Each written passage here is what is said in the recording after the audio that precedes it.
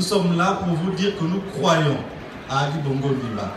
Nous croyons à son projet, nous croyons à son ambition. Et nous voulons partager avec vous les éléments de cette croyance afin que vous également, vous puissiez adhérer, suivre, soutenir Ali Bongo Ondimba. Donc, bien entendu, nous avons considéré que pour cet exercice, il fallait libérer la parole. Ça veut dire qu'il n'y a pas de questions taboues. Et nous également, notre rôle, c'est de pouvoir répondre dans la mesure de nos capacités. Si nous ne pouvons pas aussi, nous devons vous dire que cette question-là, nous n'avons pas de réponse maintenant. Donc, le Mogabo n'a que cette ambition-là. Elle n'a pas l'ambition d'un parti politique. Et c'est donc parce que nous avons cette ambition, nous avons dit qu'on libérait la parole, que nous sommes obligés de répondre à vos interrogations, même les plus problématiques, les plus passionnées, du moins de notre point de vue. Je dis ça pour en arriver, mais sans passion, à la question de la Légion étrangère. Puisque vous l'avez évoqué, je souhaite l'aborder avec vous, sans passion je dis. Je remercie M. Mvendon Armand qui a posé ce problème.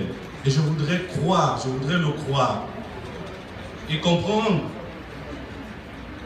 même si je ne partage pas, comprendre qu'il puisse affirmer que certains Gabonais se sentent humiliés parce que Ali Bongo Ondimba utilise, puisque c'est bel et bien le cas, utilise des personnes, encore qu'on devra peut-être demander ultérieurement ce qu'on entend par Légion étrangère, mais en tout cas utilise des personnes d'origine, mais c'est des personnes gabonaises d'origine étrangère.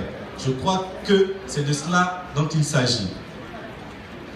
Et qu'il les utilise pour des postes sensibles et stratégiques.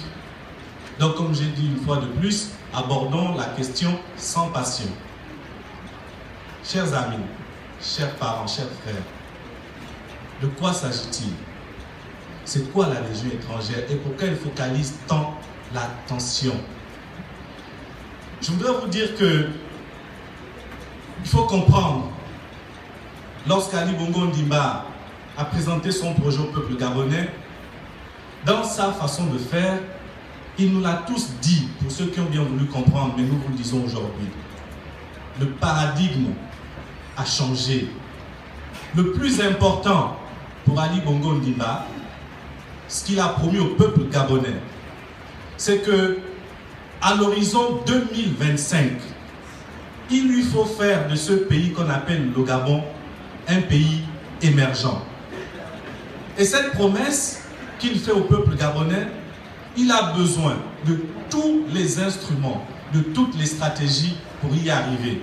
Et vous savez que dans les standards internationaux, excusez-moi, habituellement, et vous allez le voir dans les pays qui ont repris le même concept que nous, c'est 25 ans pour arriver à l'émergence. Ali Bongo Ondimba se donne le défi d'y arriver en 15 ans. Il ne peut donc pas utiliser les mêmes méthodes que tout le monde. Il a donc ses méthodes. Il a ses méthodes. Mais je voudrais encore aller plus loin en disant que sur cette question de l'utilisation de la ressource humaine gabonaise d'origine étrangère, chers frères, laissons la passion de côté. Nous avons des exemples à travers le monde dont nous nous inspirons souvent. Et là, je prends l'exemple dont nous nous inspirons tous pour un certain nombre de choses. Regardons en France. Mais c'est extraordinaire. Sarkozy, président de la République française. Valls, Premier ministre de la République française. Anne Hidalgo, maire de Paris. Mais de quoi parle-t-on? Et chez nous, prenons cette articulation. Qu'est-ce que nous avons? Nous avons un gouvernement aujourd'hui. Que l'on me dise, d'abord un Premier ministre, que l'on me dise s'il fait partie de la Légion étrangère. Nous avons un gouvernement qui a 34 membres. Que l'on me dise qui de ce gouvernement fait partie de la Légion étrangère. Nous avons une multitude d'entreprises publiques. On ne parle pas d'entreprises privées, d'entreprises publiques. Qui dans ces entreprises fait partie de la Légion étrangère? Nous avons des conseils de régulation d'administration d'entreprises publiques. Pourquoi je prends l'exemple du gouvernement, des entreprises et des conseils? Parce que, chers frères, dans la mise en œuvre de la politique de développement dans un pays, tel que cela a été conçu, amélioré avec l'arrivée d'Ali Bongo Ondimba, voilà comment les choses se passent. Ce sont les ministères qui définissent la politique publique. La politique publique de l'eau, de l'électricité, de l'éducation, de la santé. Ce sont les ministères qui définissent cette publique. Et il y a au milieu des organes qui vont faire la régulation. Ce sont les conseils de régulation, les conseils d'administration. Et enfin, il y a des organes qui vont exécuter ces politiques. Ce sont les agences, les directions générales. Dans ce processus de la chaîne de la décision, s'il y a quelqu'un qui joue un rôle, cette personne, si elle joue un rôle pour contrarier l'action, eh bien, on peut pointer la personne du doigt.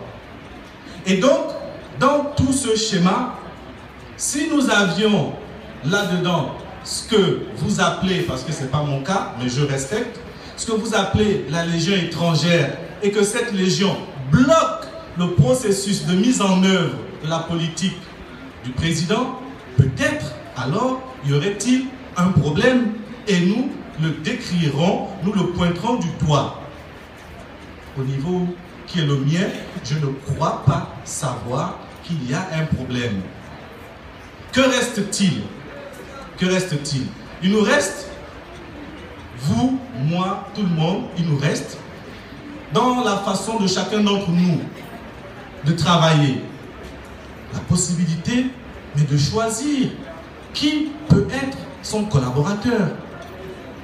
Et ça, je ne vois pas au nom de quelles règles, et encore que le cadre législatif et réglementaire gabonais n'a pas prescrit de règles contraires à laisser au bon vouloir de chacun d'entre nous la possibilité de choisir ses collaborateurs, en précisant naturellement un minimum de règles, par exemple la règle de la nationalité. Et il ne me semble pas que dans ce processus, Ali Bongo Ondimba est contrarié à un moment donné, à un quelconque moment, le fameux processus. Donc, je voudrais comprendre où se situe le problème. Après que chacun d'entre nous ait du ressentiment pour X personnes qu'il ne veut pas voir, c'est respectable. Mais qu'on n'en fasse pas un problème d'État. Voilà à quoi je vous amène. Parce que ce sont des questions qui rentrent dans l'ordre de la diversion. Ceux qui soulèvent ces questions et qui les montent en épingle, ce sont des personnes qui n'ont rien d'autre à dire. Et aujourd'hui, en général, c'est des personnes qui ont été incapables de poser un certain nombre d'actes et donc qui trouvent le simple plaisir, malin plaisir, bien de dénoncer des situations qui n'en valent pas la peine. Mais en plus, entre nous, comment pensez-vous, comment pouvez-vous croire un seul instant que 1, 2, 3, 4 individus puissent faire le malheur ou le bonheur de votre pays? Mais c'est incroyable.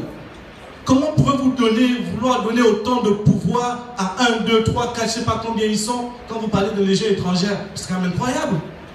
C'est quand même incroyable. Disons-nous les choses tranquillement. Disons, nous sommes Gabonais. Il y a dans le code de la nationalité des possibilités de devenir Gabonais. Toute personne remplissant ces conditions peut accéder à n'importe quelle fonction dans notre pays. Parce que dire le contraire, c'est amener au Gabon des débats qui ne vont pas faire avancer notre pays.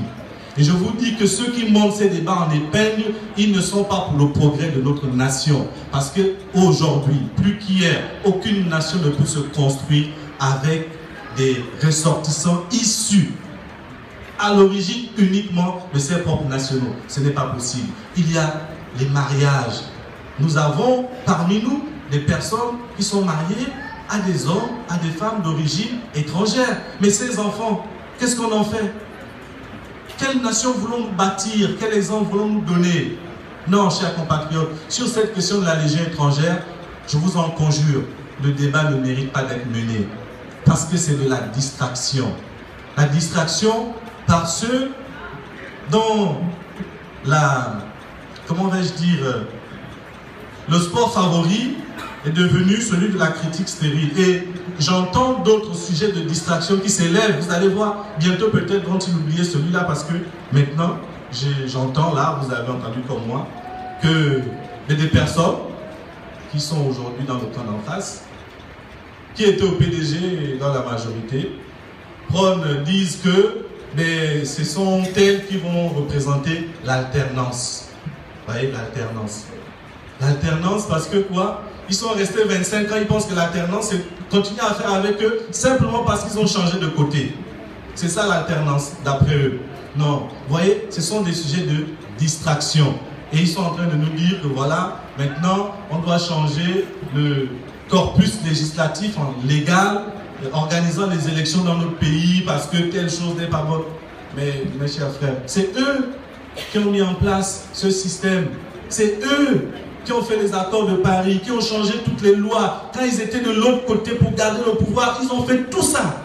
Et aujourd'hui, ils viennent vous distraire. Au lieu de laisser, vous avez vu là, tout ce qu'on vous a montré là, ce n'est pas de la fiction. C'est de la réalité. Et Ali Bongo Ondimba, il veut faire encore mieux que ça. Et donc, eux, ils ont compris que le chemin qu'Ali Bongo Ondimba prend va, en fait, les envoyer purement et simplement au placard. Et donc, ils ont envie d'exister.